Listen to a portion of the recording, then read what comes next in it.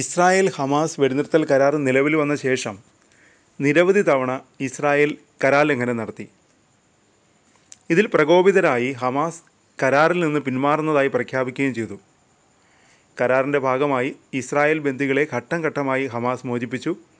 തിരിച്ച് ഇസ്രായേലിൻ്റെ കസ്റ്റഡിയിലുള്ള പലസ്തീൻ പൗരന്മാരെ മോചിപ്പിക്കുകയും ചെയ്തു. ട്രംപിൻ്റെ ഗസ ഏറ്റെടുക്കൽ പ്രഖ്യാപനം ഉയർത്തിയ വിവാദ കൊടുങ്കാറ്റിനിടയിൽ വലിയൊരു ഓഫർ ഇസ്രായേലിന് മുന്നിൽ വച്ചിരിക്കുകയാണ് ഹമാസ്. അവശേഷിക്കുന്ന എല്ലാ ബന്ദികളെയും മോചിപ്പിക്കാം എന്ന ഓഫറാണ് ഹമാസ് മുന്നോട്ട് വയ്ക്കുന്നത്. വെടിനിർത്തൽ കരാറിൻ്റെ രണ്ടാം ഘട്ടത്തിൽ ഒരുമിച്ച് ബാക്കിയുള്ള ബന്ദികളെ മോചിപ്പിക്കാം എന്നാണ് ഹമാസ് പറയുന്നത്. പകരം ഇസ്രായേൽ സേനയെ പൂർണ്ണമായും ഗസയിൽ നിന്ന് പിൻവലിക്കണം.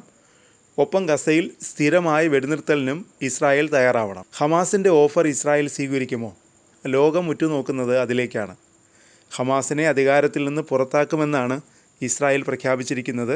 ഹമാസിൻ്റെ ഓഫർ യുദ്ധത്തിൻ്റെ ഗതി മാറ്റുമോ എന്നാണ് ലോകം നിരീക്ഷിക്കുന്നത്. യുദ്ധം വീണ്ടും ആരംഭിക്കുമെന്ന് പ്രഖ്യാപിച്ചതിന് പിന്നാലെയാണ് ഹമാസ് പുതിയ ഓഫർ മുന്നോട്ട് വച്ചിരിക്കുന്നത്. ഹമാസിൻ്റെ അപ്രതീക്ഷിത നീക്കത്തിൽ ഇസ്രായേൽ ആശയക്കുഴപ്പത്തിലാണോ?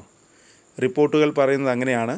പ്രപ്പോസൽ മധ്യസ്ഥ രാജ്യങ്ങളെ അറിയിച്ചതായി ഹമാസ് വക്താവ് താഹിർ അൽ നുനു അറിയിച്ചതായി AFP റിപ്പോർട്ട് ചെയ്യുന്നു.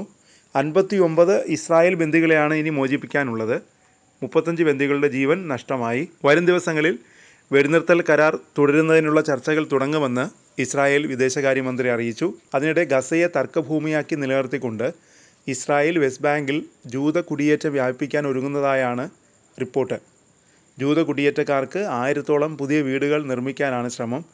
വെസ്റ്റ് ബാങ്കിൽ ഇതിനകം 100-ലേറെ കുടിയേറ്റ മേഖലകൾ ഇസ്രായേൽ നിർമ്മിച്ചിട്ടുണ്ട്. ചെറിയ ടൗണുകളും ഭവന സമുച്ചയങ്ങളും ഷോപ്പിംഗ് മാളുകളും പാർക്കുകളും ഉൾപ്പെടുന്നതാണ് ഇസ്രായേൽ കുടിയേറ്റ മേഖലകൾ. ഇപ്പോൾ തന്നെ 30 ലക്ഷത്തോളം പലസ്തീനികൾ കഴിയുന്ന അധിനിവേശ വെസ്റ്റ് ബാങ്കിൽ 5 ലക്ഷത്തിലേറെ ജൂത കുടിയേറ്റക്കാരുണ്ട്. അമേരിക്കൻ പ്രസിഡന്റ് ഡൊണാൾഡ് ട്രംപിൻ്റെ സ്വപ്നത്തിലെ ഭാവി ഗസയുടെ ചിത്രങ്ങളും ഇസ്രായേൽ പുറത്തുവിട്ടിരുന്നു. അമ്പരചുംബികളായ ആഡംബര സൗധങ്ങളും ഹോളിഡേ റിസോർട്ടുകളും നിറയെ യാട്ടുകളും എല്ലാം അവിടെ ഉണ്ടാകും. കൂടാതെ ദൈവവിശ്വാസികൾക്ക് പ്രാർത്ഥിക്കാൻ മോസ്കും പള്ളിയും സിനഗോഗും ഉണ്ട്. നിർമ്മിത ബുദ്ധി ഉപയോഗിച്ചാണ് ഭാവിയിലെ ഗസയുടെ ദൃശ്യങ്ങൾ തയ്യാറാക്കിയിരിക്കുന്നത്. ഗസയെ മധ്യപൂർവ്വദേശത്തെ സ്വപ്നഭൂമിയാക്കുമെന്ന് ട്രംപ് പ്രഖ്യാപിച്ചത് വലിയ കോളിളക്കം സൃഷ്ടിച്ചു.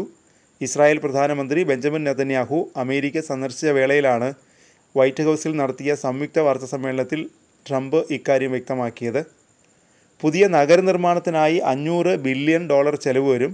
ഗസ 2035 എന്നാണ് ഈ പ്രോജക്റ്റിന് പേരിട്ടിരിക്കുന്നത്. കൂറ്റൻ കെട്ടിടങ്ങൾക്കൊപ്പം തന്നെ 132 കിലോമീറ്റർ റെയിൽവേ ലൈനും പ്രോജക്റ്റിൽ പറയുന്നുണ്ട്. ഗസയെ പ്രതിസന്ധിയിൽ നിന്ന് അഭിവൃദ്ധിയിലേക്ക് നയിക്കാൻ ഈ പദ്ധതി ഏറെ സഹായകമാകുമെന്നാണ് റിപ്പോർട്ടിൽ പറയുന്നത്.